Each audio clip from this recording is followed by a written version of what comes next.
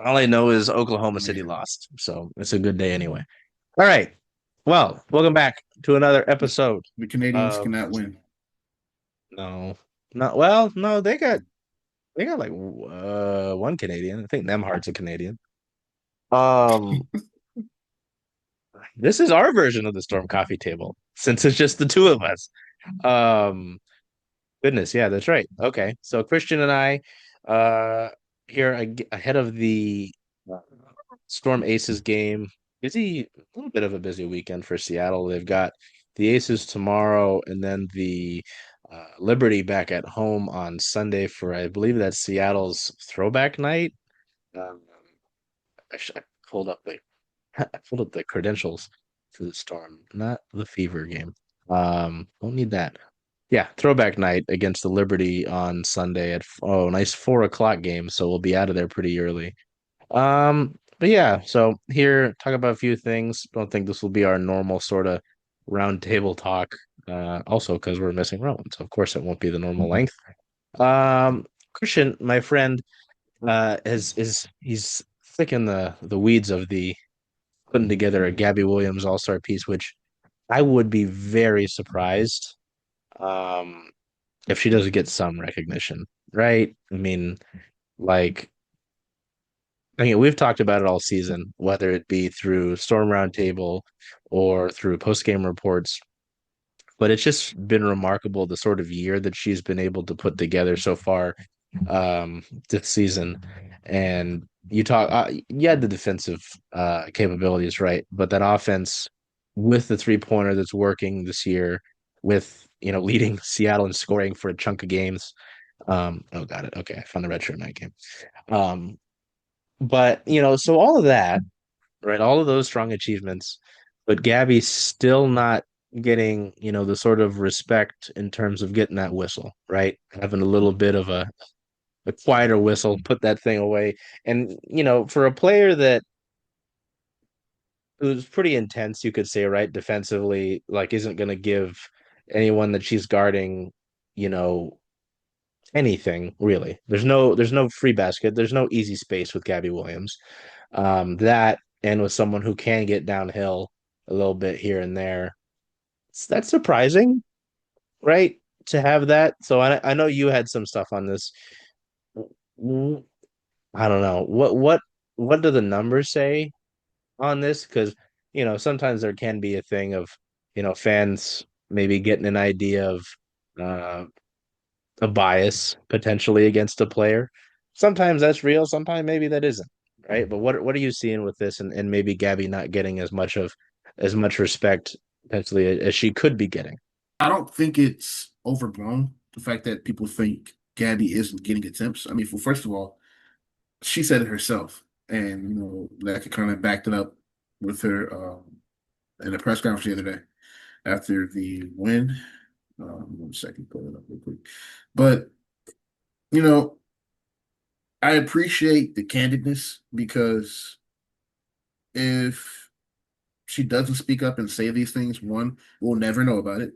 And two, it kind of explains the slow starts, because like I said, you want to be able to play aggressive.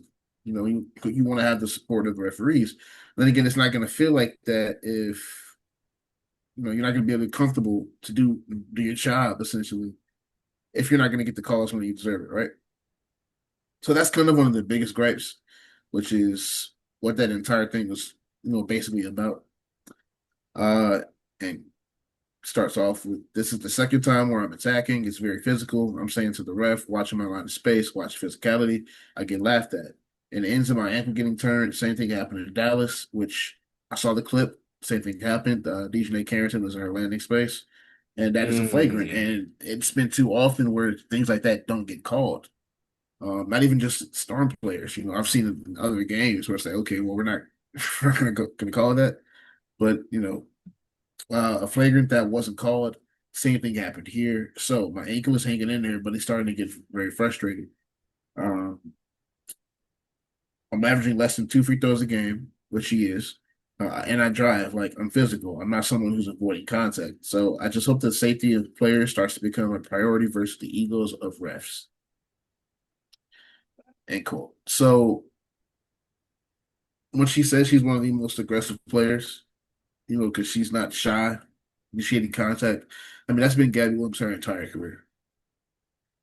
So you can't really tell me a player that has made their bread and butter in the lane isn't getting the attempts that they need to be getting. Like she's having a career year from deep this year. As far as Seattle in general, this is a team that kind of just started shooting well from deep this year. You know, they may be kind of near the bottom as far as takes, but they are first in makes, which at the end of the day, that's all that really matters. Yeah. And and by a good couple of percent up on the competition. So it doesn't make sense of why that's the case. There's been several times during games where I'm just looking like, okay, well, that's kind of a missed opportunity. And you look at, you know, as far as what Neca said, that's obviously something that's not in my jurisdiction. We're only on one end of the officiating. I saw what was happening in India and Connecticut. Like Gabby said, it's all about being safe. It's all about feeling like you have the autonomy when it comes to you being able to do your job and also do it aggressively. I know that we as players are not closed off, especially been in haven't been in the past to collaborating with the referees. Obviously, their job is not easy too. I think there has to be some middle ground, perhaps, when people can express themselves, and we can come to a solution. I think that we can't keep letting things happen. Everyone's under a lot of stress, but at the end of the day, player health and safety is a priority in terms of how we play and in terms of how the game is officiated. So I can't give you the answer on how it'll evolve, but I know players are always collaborative in that way for us to be able to figure out where everybody can move forward in a fashion that benefits everybody. So, that is the WPA president giving you kind of an official statement also at the same time, backing up her player, her teammate, and also, someone that is an international star. Not just a WNBA star. Gabby Williams' name is known worldwide, and that's something that, I don't think real people acknowledge enough, which is something we're gonna do a little bit, something like that. Overall, it feels like exactly what people think it is. I mean, right now, Gabby Williams is shooting around 80% at the rim. At the rim. Most of her attempts come within the lane for within 10 feet, and 3% within 3 to 10 feet, shooting around 43%. So you're telling me a lot of these attempts, you're not really getting the calls that you deserve. And if you look at her last several games, you know, we watch every game. I watch some games, maybe 2 or 3 times just for certain stuff. And you notice a trend. Last game, zero free throws against Los Angeles. Don't understand how that happens. Previous game versus her against the Valkyries, she had two free throw attempts. She's had two free throw attempts in the last four games. Oh, Jesus. Yes. I mean, she was 5 for 6 against Dallas, but she only has one, two, three, 4 games out of 12 this year where she's taken at least two. That is a problem. Especially considering last year, Seattle was, top 1 through 5 for most of the season. June and July, I know they were top one. So you tell a team that kind of just started shooting well again from deep this year.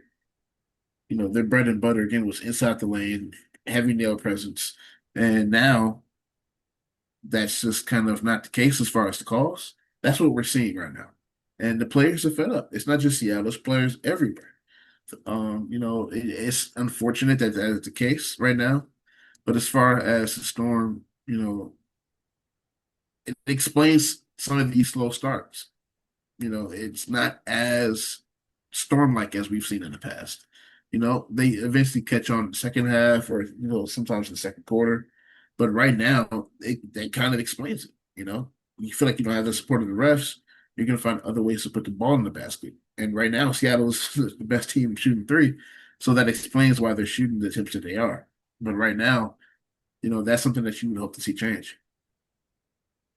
Yeah, when you were talking about it, what sticks to me the most, right, is the landing zone. Wow, shoot, what's the terminology? Um End zone, yeah. yeah, it is landing. Thank you. Landing area. Yeah, it's like that's the key thing to me, right? Because this isn't the whole point of why that sort of started to get enforced is because of the injuries linked to it, right? So like following along with that Sparks game the other day, as soon as I see Christian's tweet, I get the thing on my phone about because I had other things I was doing, right? I mean, that's part of the whole reason what I do. Um, I see Gabby hurt. I'm like, shit, dude. Because again, and I was also thinking about this. One, the landing zone thing, like that should never be Gabby talking about referees laughing in her face. That, first of all, I don't think an official should ever laugh at a player. Like, probably not a great thing. I mean, if we're joking, like insert oh wait, no, that was Steve Kerr. I was gonna say insert the Chris Paul thing where he fakes laughs. Um, but like if a player is issuing concern to you, like I would really hope you don't laugh at them for one.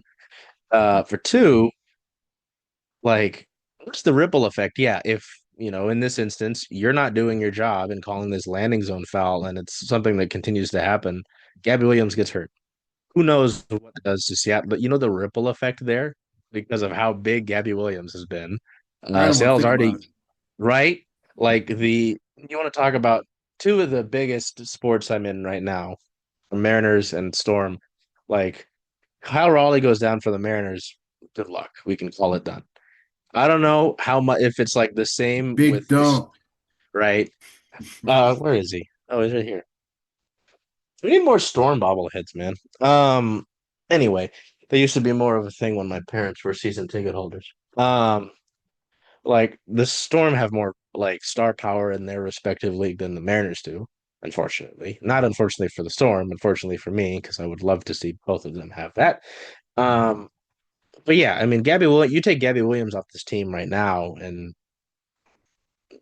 as Christian said, we don't want to think about that. So yeah, as you mentioned, this is obviously it's a storm. It's an issue for the Storm, but it stretches far past that as well. Um, yeah, that sort of thing is what sticks out to me. Is the landing zone stuff because that's when it happens a few times and Gabby's mentioning it.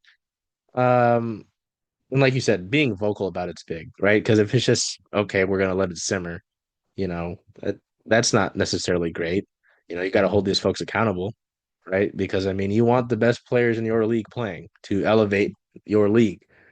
Um, and I mean, yeah, for you to have two free throw attempts over 4 games and be the type of player that Gabby Williams is, that is pretty staggering. Like, I don't understand how that sort of thing happens.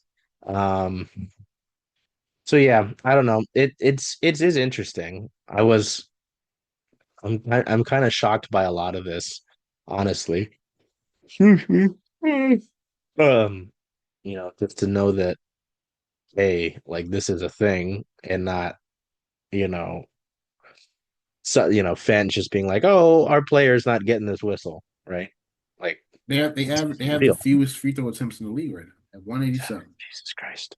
Yeah. And again, you think about this roster, right? I mean, this is it. What have you talked about, Christian, all year long about, teams being teams in this league typically going through the paint.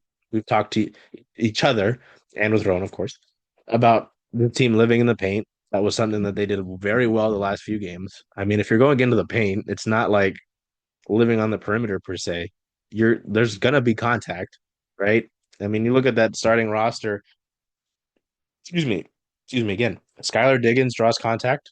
Erica Wheeler can draw contact. Gabby Williams, of course, certainly can draw contact. Mecca Gumage can draw contact. Like, I mean, none of these players necessarily are players that get away with it, or I guess aren't in the physical battles, right? Like, so yeah, that is pretty staggering to think about, and I just wonder if you know, give it 10 games, see if that changes, see if those numbers change, right? Obviously, seeing where they are at the end of the year, see what that sort of thing looks like. But yeah, that is pretty staggering. Um, And yeah, I mean, if you're getting consistent contact and you're not getting rewarded for it, I mean, that could be frustrating. Not only can it be frustrating, it also wears your body down, right, over the course of a game. Um, and especially if you're not penalizing that, the other team gets away with it. Huh. Yeah, I did not think about that sort of thing. Um, Jesus Christ. So, did you have anything else on that before I wrap up my ramble on that? Yeah, so off any missed two-pointer. So that basically just means anything inside of the arc, Okay. which is where, again, around right now, a good 40% of Seattle's offense, almost 45% comes from inside the arc. No, last year it was well over 50, but now that they have a really, you know, really dangerous three-point attack, it's significantly lower, which is great. It's kind of, helping hands to it. But right now, off any missed two inside the arc, Seattle is second to last in the league right now. Jesus Christ. Jesus Oh no, Christ. mistaken. Fourth worst. Okay. Yes, Still not good. fourth worst. No, it's not. Consider this only like a four tip swing. No, it's not. That's not good. Shout out to PD play-by-play stats. For information like that because this is stuff that we need on the W site eventually. When we get better tracking data. But these are things where it just kind of supports the argument where it's just not, hey, where's the call at?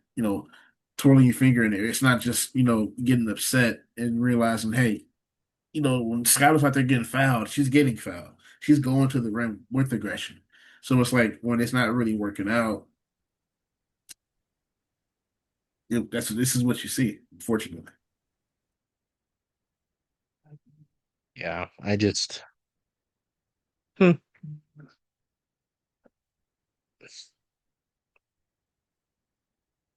I just don't know where you go from here. Huh.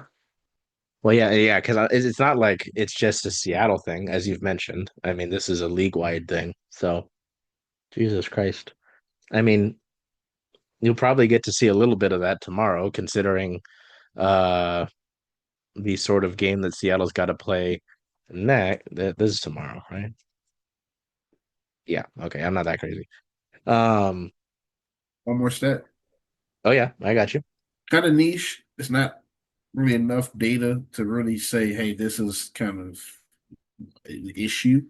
But considering a team that is as aggressive as Seattle's inside the arc, um,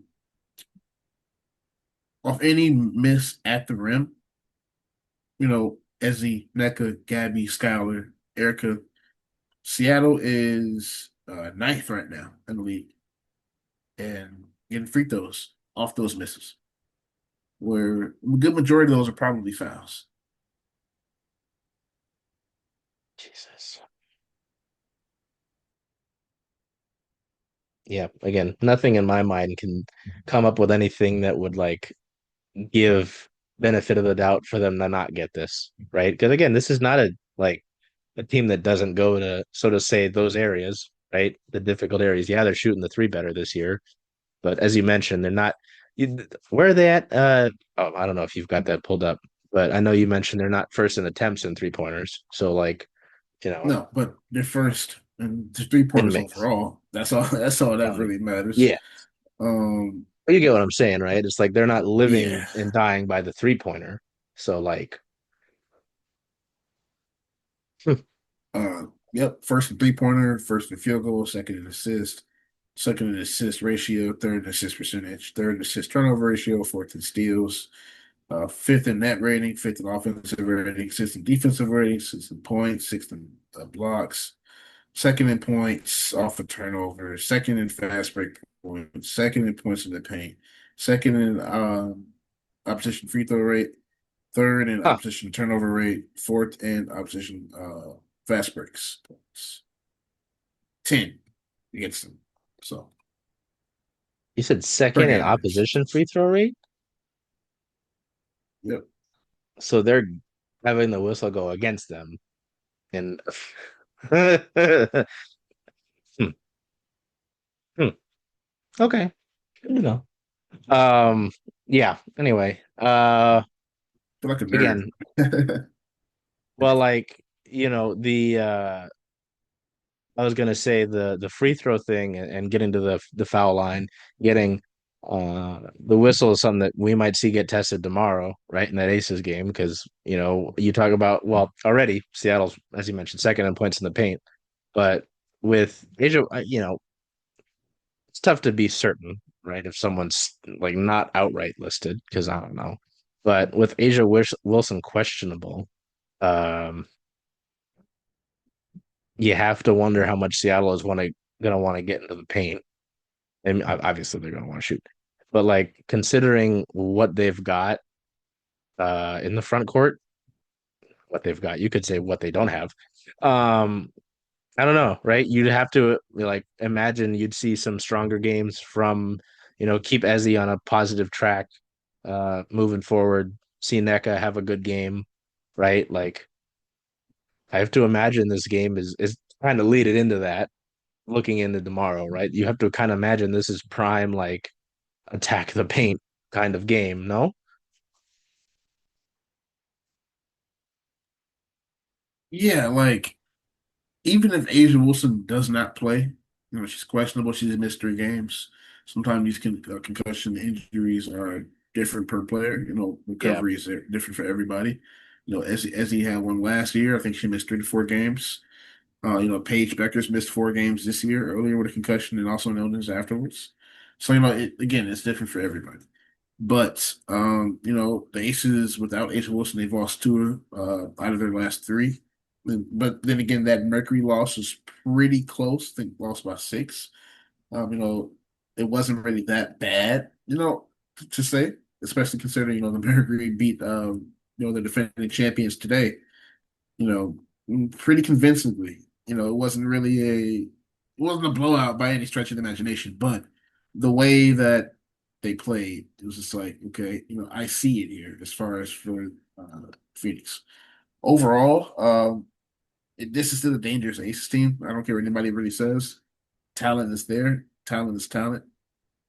And, Seattle cannot afford to start off slow because this is a team that's really kind of, feeling the pressure right now. I'm not saying this is related to anything as far as the team or just why they did it, but sure if it's like kind of related to I'm not sure if it's kind of related to anything as far as what the team is processing or what happened today, or I'm not saying anything happened, but just as far as the Ace is kind of struggling. They just wanted some more alone time as far as not really talking to the media. So the media wasn't allowed, as far as Callie Finn said from Las Vegas Review, that media was allowed in practice. So kind of wondering, what's going on, and sometimes that's had to happen in Seattle last year a couple of times. It's like, okay, you guys just want some time to figure some stuff out. Maybe that's what's going on. It's just kind of interesting. We're still not even really that far into the season, and it feels like a lot of people are writing off, a lot of teams that are struggling so far. Like, Seattle may look as good or as great as they do when they do, but it's been kind of inconsistent. People writing Seattle off, and I think that's a little bit premature. We're not even at All-Star break, and I understand the expectations, but you have to also realize this team is still 7-5. You know, you have to pay some respect to what they've been doing. Out of their last 5 games, I mean, they won 4 so, over some pretty good teams. They beat the Lynx, they beat the Mercury. So, I feel like you kind of have to look at things kind of in a bigger, grand scheme, grand of the bigger grand of. Okay, what's the expression?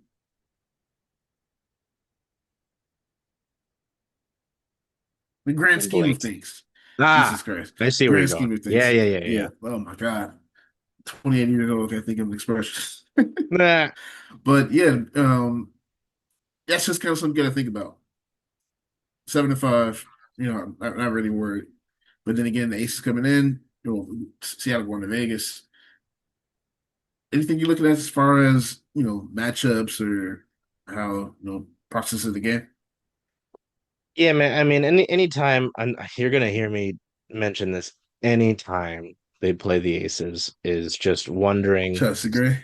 Yeah, man. I mean, so I'm looking at this right, and I mentioned this to you before we started going, right? is looking at their last game. Like Minnesota's tough to stack up, right? Especially this last game, where it was the last game of Commissioner's Cup. Obviously, Minnesota still needed to win. Um, to be the Western Conference representative. Um, but just seeing the poor shooting numbers from that three guard set of a Chelsea Gray for at 2 for 9, 0 for 4 from three.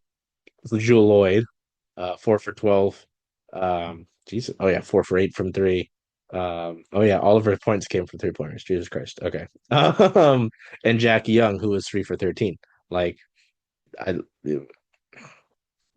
obviously, depending on the years that those three can have, kind of tells to me at least a lot of what Vegas can do, and even more so without an Asia Wilson. Like you mentioned, concussions are difficult in any sport, right? You never know. It's like, I hate to use this, but it's like a snowflake, right? They're all different. They're all like, no concussion injury is the same. They're so, and you got to be careful with them. You don't need that shit, being worse than it is. Um, yeah, Minnesota is a tough game to judge on, but you look at Phoenix team that's now third in the standings. Um, and you look back to this game, I mean, much better. All three of them 15 plus. Chelsea Gray, Jewel Lloyd, Jackie Young, Chelsea leading the way with 20. Like, it's gonna be up to, Seattle's guards to defend. And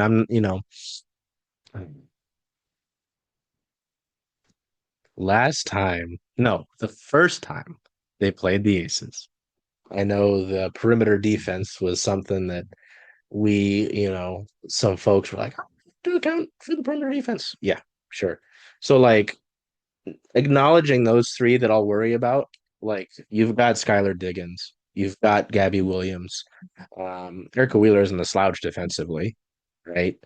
Um, so like that's fine. So yeah, I mean, it really, like, to me the game kind of hinges on what Seattle does or does not allow that group of three to do, you know, um, in this game, because obviously this changes a lot if Asia Wilson is good to go. Um, but that group of three takes the load for Vegas when it's not her, and even with her, during the season, because she doesn't have too much help in the front court. Kia Stokes is fine, but how much help are you getting truly from Kia Stokes, right? Like, Hey, respect Kia Stokes now. yeah, no, you hear what I'm saying though, right? Like, Yeah, no. Gotcha. hey, they do have, as you tweeted out, from legend Joyner Holmes, friend of the show, Joyner Holmes. Very Oh, nice, super. very nice human being. Um, yeah, I don't know. That's what kind of sticks out to me is that trio, of guards from them. I don't know. What do you think on that, or what sticks out more to you? Because it's interesting to see how they've handled the minutes. You've got your typical four starters without Asia, and then Tiffany Mitchell's in there, at least in this Minnesota game. Yeah, like overall, I still think sometimes I think we look into records a little bit too much. Mm, And look at the Minnesota game, call it a bad game if you really want. I mean, to be honest, when you lost by 14, I don't think that's that bad. Consider this is a Minnesota team that went to the finals last year. You look again, Joe Lloyd, all her points came from 3 point line, and like you said, it's not really much to take away from that game. But as far as you just add that with an Asia Wilson, the production everywhere goes up for the simple fact that hmm she's on the court. That's how hmm good she is. So yeah, it's really gonna depend on her minutes in her first game back. She hasn't played since June 11th. That's pretty much 8 days with no basketball for real. No games, and she hasn't been practicing. So from at least from what I've been looking up, so it's going to be interesting. Questionable. Do you bring her back now against a really good Seattle team that's trying to feel some clicks? Starting as far as continuity and just the way they're playing together as a unit. That's something that Becky Hamilton have to think about. It, yeah, and well, looking at, you mentioned the records, right? It's interesting, as you and I talked about to begin this. Like, I think it was our last Storm table, we talked about how it's Minnesota, it's New York, and it's the rest of the league, right? It's been interesting to see Phoenix kind of establish themselves. I mean, we talked about how tough the Phoenix games were for Seattle early on, right? Atlanta is right there at 4 at 8-4, if I read this correctly. Yes. Yeah. Um, it's funny. My only All of issue with these. Atlanta is, Mm, Alicia Gray, MVP candidate right now. yep. She was Eastern Conference Player of the Month for May, and she's been Player of the Week twice so far in June. That is an MVP type of run right now. My only issue with Atlanta is closing games. Closing games Mm, and sustaining leads. I understand that basketball is a game of runs. That's just kind of how it goes. But there have been too many games where they've been in the fourth quarter or third quarter of games against really good teams, bad teams even sometimes, and they kind of just fumble the plot, whether it mm. be just poor shot making, shot taking, really just spacing. Sometimes it's been great, but sometimes it really hasn't been. And lately that's been the case, especially against New York, where that was a very winnable game. If you did you watch the New York game? Yeah, That's a great tell me, matchup, though. it was a great matchup. Just kind of fell short, unfortunately. Again, defending champions, I get that, but that was a very winnable game for the Dream, especially considering Jocko Jones didn't play. You're feeling the effects of not having only Phoenix on the court. You know, this is over in Eurobasket right now. So Hmm. yeah, that's just something that you got to think about, especially going in the farther down the line. Yeah, I mean that's like you talk about down the line. That's what will separate teams, right? Is how they finish down the stretch. Um, yeah, they're a fascinating team, and I know that was a team that people were looking at in the offseason of how the hell would this work, so on and so forth. And I mean, it's working pretty all right now. Um, but you get to them, and then Seattle's there at 5, right? Um, and then there's Indiana, who's 6-5 right now, and is losing with 3 minutes to go in Golden State. And then yeah, there's three teams that are two wins below you in Golden State, Vegas, and Washington. Obviously, the season does not end tomorrow or in a few days, so that doesn't matter.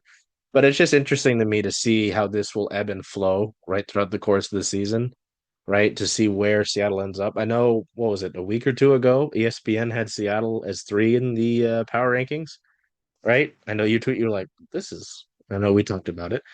Um, so yeah, man, I mean, I don't know. That's just one thing to me. It's not necessarily Vegas related.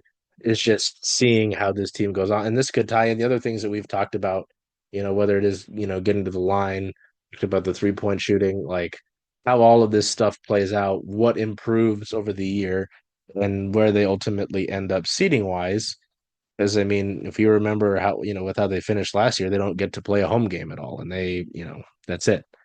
Um, so no, I mean, it's always so interesting to me, these Vegas games, just because largely because so often they've been over the last half decade, a little over half a decade, a little under a decade, they've been like the team, right? As Christian says, though, this is not your granddaddy's aces. Or like my college age aces, because I remember watching the wobble win the Storm had to win their fourth title from home when it was that aces team that wasn't quite there yet, right? Um, so I mean, yeah, so often they've been that, and it's been so fascinating to see them in this era without Kelsey Plum, with Jewel Lloyd, see who they're trying to be. Um, yeah, I don't know, man. You asked me about this Aces team. To me, it's just going to be how they handle that group of guards. I know Chelsea Gray can turn on any time. Jackie Young, it's been fun to watch her career progress over the last few years. Sorry, and it's the meme of clicking. I clicked the Aces stats, and it's just Asia Wilson's headshot 5 times for team leaders. Jesus Christ, yeah, man, it's so wild to see the greatness that we're witnessing right now. Um, yeah, Jackie Young's your second leading scorer. So this not cool little 18, 3-3. Um, yeah, to me, that's it. You asked me about this team, um, and what to look for with them. It is that guard lineup. Uh, you know, I guess the other thing too, not necessarily related to the Aces, but is that a, 'cause did she say anything about it in post game, Christian? Gabby, after leaving, she's good, or I don't know if it was mentioned. Gabby's ankle. Yeah. Yeah, she said she was good. I don't think she's Okay. going to be on the report or anything because actually, let me double check. Oh yeah, we Because got that email. normally, of course, it's just Katie Lou on it. Yeah, Yeah. yeah, Katie Lou's on it, of course, out for the season. But yeah, Gabby's fine. Okay, She's good to good. go. Because I was Let gonna me just say, like, looking at scroll that, down to see if that. that means anything, right? Like, because that again, that that would be obviously so big. Um, Interesting. Did not realize the Aces were the dead last team in assists per game. Hmm. Hmm. It says a lot about how they've been functioning. Um, Yeah. Also, one thing that's kind of crazy to think about as far as the Aces being so far down the ladder as far as 3-point percentage. Um, Mm. it's kind of crazy. Oh, I yuck. mean, Jesus. they're sixth in 3-point percentage. They take the fifth most. That's around the same. That's good average, good ratio. Oh, Um, dead yeah, last in field goal percentage though. Jesus. yeah, it's not pretty. So The there are gonna be and misses for them to rebound. one would hope, yeah, one would hope. But as far as defense, you know, Vegas allows the third fewest 3-point attempts. Seattle allows the fourth fewest. Another spot to watch us is the perimeter. Two really good attacks, especially you got Jackie, you got Chelsea. You know, right now it's just the two of them. Joel Lloyd is still being Joel Lloyd. I'm not really sure how effective that's been on the defensive end, at least right now. But just hope that Asia Wilson comes back. It's never a bad Yeah. thing. Jesus, man. I mean, yeah, it'll well even see like I think that's a perfect way to like kind of you had the nice like easy transition to close it out to me, right? But like my brain, you know how my brain works. You've been around me for what, over a year now. Um, I just looking ahead again. You've got this Vegas game, and then you've got this nice, cool little 3 game homestand with the defending champs, Indiana. Oh God, okay, and they're in somewhat quick succession too. The Yeah, good thing that's about right. the Indiana game, though, Indiana's coming off a back to back. So, Ooh, okay, yep. interesting. hmm Okay, yeah, well, that's fascinating considering the yeah, because I was gonna say 2 days between New York, Indiana. Well, 2 days between tomorrow's game in New York. I was gonna say, yeah, it was a jam. Excuse me, sorry about that. Jam-packed June. Let's see, 2, 4, 6, 10, 11 games in the month of June. Yeah.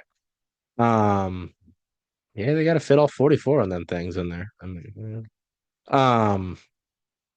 Yeah, okay. Indiana and then Connecticut, who is sure as hell scrappy. I mean, I'm not fucking with Marina Mabry, that's for sure. Um, Jesus. Yeah, they're 2-10. I mean, they'll give you problems though. Again, any team in the league will give you problems. Um, I forgot Storm Legend, Tina Charles is there. That's right. Yeah, I don't know. It'll be interesting to see how that homestand goes because so often you know I'm a baseball guy, right? So the homestands and stuff like that are how I look at things. Is how my brain works. So yeah, man. Yeah. Anything else on Las Vegas? You think that I didn't take a look at? No, I think that's pretty much it on that part. Just gotta start strong. Gotta set the tone early. Let Vegas play your game, not play theirs, essentially. Yeah, that's yeah, yeah. I mean, that is a great way to put it. Again, okay. So unless you got some, that's a perfect segue to end it, and I won't put anything else about scheduling after it again, like I just did. Nah, that was pretty good, man. All right. So nice little God, yeah, we've done two storm coffee tables now. Christian and myself here. Rowan is Miss sort of, I wouldn't say world traveler because she's just staying stateside, so international. USA traveler lately. Yeah, she in So San Francisco again. a lot of time in this California. Um, so till we see you next time, man. Yeah. Storm Aces tomorrow. On the road. Are we normal 7 o'clock timing? I think we are. Yes, Yes, sir. Okay. 7 Normal. o'clock on Ion. Ion. Hopefully the score bug works. I'll finally be home, so I don't have to worry about streaming it some other way. All right. So, yeah, man. Till we see you next time. Take care of yourselves. Be well. Do whatever you can to make today a great day.